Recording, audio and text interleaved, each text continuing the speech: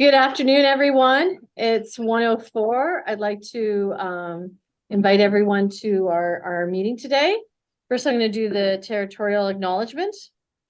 We would like to begin by acknowledging that we are in Robinson Huron Treaty Territory and that the land on which we are gathered is the traditional territory of the Anishinaabe, specifically the Garden River and Batchewana First Nations, as well as the Métis people. Thank you, everyone, for joining us. Online today, we have Mayor Matthew Shoemaker, we have Vice Chair John Bruno, we have Tom Gervais from Solicitor General's office, we have James Hopkin from Sault today. And is that it? And that's it. And in person today, we have Brian Kelly from the Sault Star, we have Sarah Miles, who's our board secretary, we have Chief Stevenson, we have Ian McKenzie, myself, we have Rick Webb, and we have Deputy Chief McLaughlin. So thank you so much for joining us. We'll call the meeting to order at 1:05. Do we have any conflicts of interest declarations? Seeing none, are there any questions or information arising out of the minutes, not otherwise on the agenda from October? No one has anything to add? Okay. So I need a mover and a seconder. Resolve that the minutes of the regular meeting as presented from October 27th, 2022 be hereby approved. Rick will move. Ian will second. All in favor? Just say yes, John. Yes. Thank you. Wonderful. I need a motion to accept the agenda for today, November 24th, and happy American Thanksgiving to our American neighbors today. It was the Macy's parade as well this morning. I need a mover and a seconder. Resolve that the agenda of the regular meeting as presented be hereby approved. Matt to move. I'll second it. John will second. Wonderful. So Chief, I will take it over to you for communication and reports. Okay, thank you, Madam Chair, and welcome to the community and the public. Stephen Soon, the chef de Plest, Sault Ste. Marie, Ontario, for the Francophone out there. And I'm going to start with the document you have on your screen, total overtime costs. And we find here that between September and October, we went from 120 overtime to 116. So we've had a busy couple months. We'll talk about that as we go along. When you look at the running total cumulatively, this time last year we were at 905. This year we're at 921. So we're at about a 16,000 variance. Hopefully we can keep that down before the end of the calendar year. You go to the next one, you're going to see part of the cause for this. We see that in September, our 3-year monthly staff shortage overtime cost in September was 45, and this year it's 68. This time last year, we only had 28. And when we looked across our staff shortages, the number one variable is sickness, a variety of different that I'm not going to disclose, but a lot of sickness seemed to come in this month, which means people aren't showing up for work, which means you have to call in backfill overtime. Next one you can see as well. In September we were 43, and this is the staff shortage overtime costs. We went to 64. Similar issue in CERB from 1,500 to 37. You can see the big blue spike there is going up, and that again has to do with our sickness that's occurred over the last month. And I think it is a little bit consistent with, the flu bugs and whatnot are going on in the community. Moving on to September stats.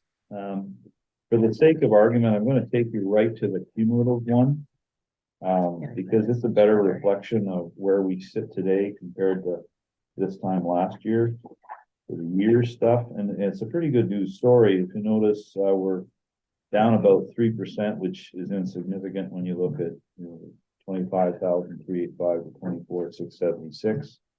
But the biggest story here is your crimes of violence are down. The biggest ones are robberies are down 91 to 40, which is 56%. Assaults are down. Sex assaults are down from 86 to 62 at 28%. Crimes of property are another big story. Break and enter totals went from 666 this time last year to 474, or down 29%. Both businesses and residents are reflective of that. We look at theft of motor vehicles, we see we're down there from 153 to 115 year total, or 25% down. Thefts overall, which are a much more frequent thing, from 1893 this time last year to 1624, or 14%. So those are good news stories in terms of where we sit compared to last year. Lots of things happening. In terms of why everything's down, it can simply be a change in, criminal patterns in the community, a change in need, a change in availability of social services, and a variety of different things, mobility issues. So it's a good news story, and we don't want to kick it when we get it, so to speak. And there it is. So I'm open to this. Yeah. Matt or John, do you have any questions? No, I'm good. Hey, Matt, you okay? All right. And I do agree with you, Chief. I mean, with the influx of social services being available, and I think we're definitely seeing an impact with both the downtown ambassador program, as well as the heightened, private security downtown, which does have some deterrence. And then the wellness bus has been pretty robust, as well as, other grassroots organizations. I So think every one of them have a huge impact on what puts people in a position to, be in an anxious situation where they need to commit crimes. Yeah. Okay, so we'll go on to use of force. Our use of force is pretty consistent month to month. When we look at August and total incidents in September, we see 6 to 7 there. The reports are 12 to 12 between the 2 months. Firearms pointed are consistent 6 and 5. Slight increase from 1 to 3 in conducted energy weapon being displayed. You can see those in the following page, or they're all there in your board package that you've had a chance to look at. The good news about our use of force is that this time last year, we had 164 use of force, and we're down to 104 use of force. So that's some 60 occurrences different, and that is significant. Public complaints, 2, both of them were found by the director of YRPD to not be in the public interest to investigate. And you can see the 2 of them in front of you. In terms of our year-to-date accumulations, we're consistent with last year in terms of our complaints. 21, there was 32, 22 this year, 33. So that seems to be consistent. You have your travel log in front of you. I'll draw attention to John Manley there. You'll see the 28,000. Obviously, it's a big ticket item to be trained, and it is what it is. That's the sort of level of certification you need. Sniper training, and you see all the other different trainings there. And a lot of that has to do with the fact that we are now getting back into the training courses. And secondly, everything like our regular society is up about 30% when it comes to these courses. Not anything really we can control. And that's my report, Madam Chair. Thank you so much. Does anyone have any questions for the chief? Nope. I think just for public knowledge, Chief, a lot of these trainings, they are required.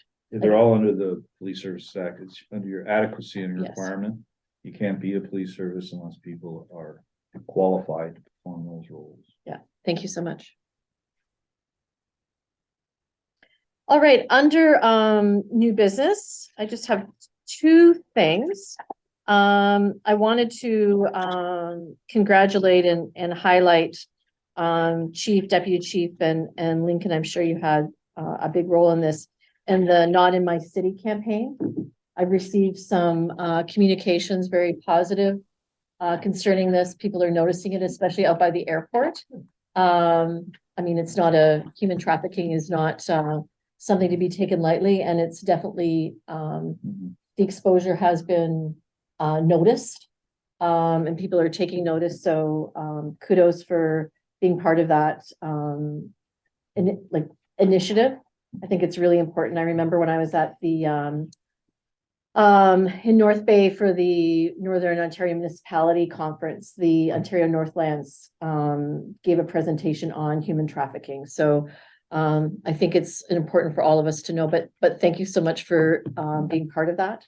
And you know, our service is definitely part of, you know, national and global initiatives. I think it's important for people to know that, and it has been noticed. Good. So Sure. I've gotten very you know, some good communications about that, and one in particular that I sent to you. So thank you so much for being part of that. And it's important, I think, in our city, especially being a border town, that we are very conscious of these types of activities that go on. So thank you so much. And it's another thing on behalf of the entire board. Mr. Rick Webb this would be his last board meeting. Rick has given us 6 years of wonderful service since January of 2017. And we really appreciate, on behalf of not just this board, but board members before us and chiefs in the service, your unwavering commitment to the Police Services Board and to your community. And this is your moment, Rick. You'd like to say a few words, a little card for you? Well, thank you. I've totally enjoyed being on the Police Service Board for the last 6 years and working with everyone, board members past or present. I want to thank you all for the support and wisdom you've provided over the years. Thank you to Sarah, been here that whole time and been a great support to me and all the board. And to the chief and deputy, both, I would like to extend my thank you to you both for your hospitality you've shown towards me and the leadership you've shown the service. And lastly, I'd just like to thank all the people that work at the Sault Ste. Marie Police Services, the officers, the constables, and so on, that do a really important job in the community every day. And it's important that we always recognize the work that they do. So thank you, and I wish the board and the service much success going forward. Thank you, sir. Thank you, Rick. Thank you.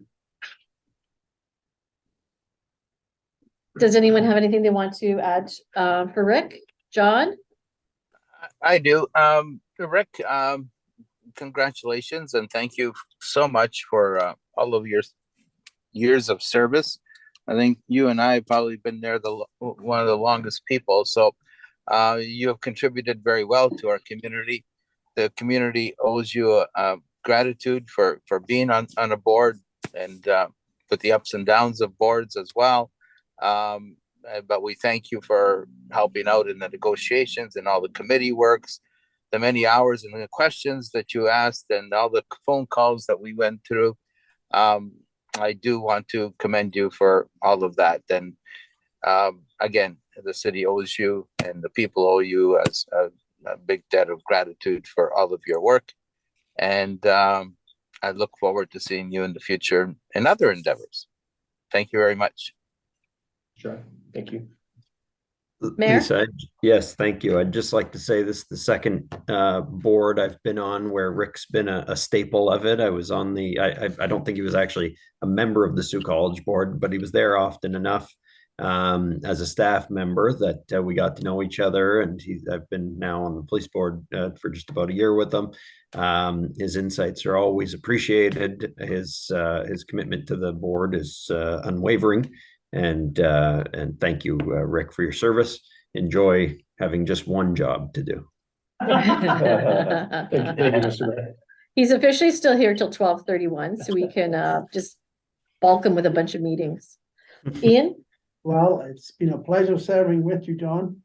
It didn't necessarily mean we agreed on every single thing that we did, but there again, I don't think I've ever met anybody that agreed 100%. That's what I thought anyway.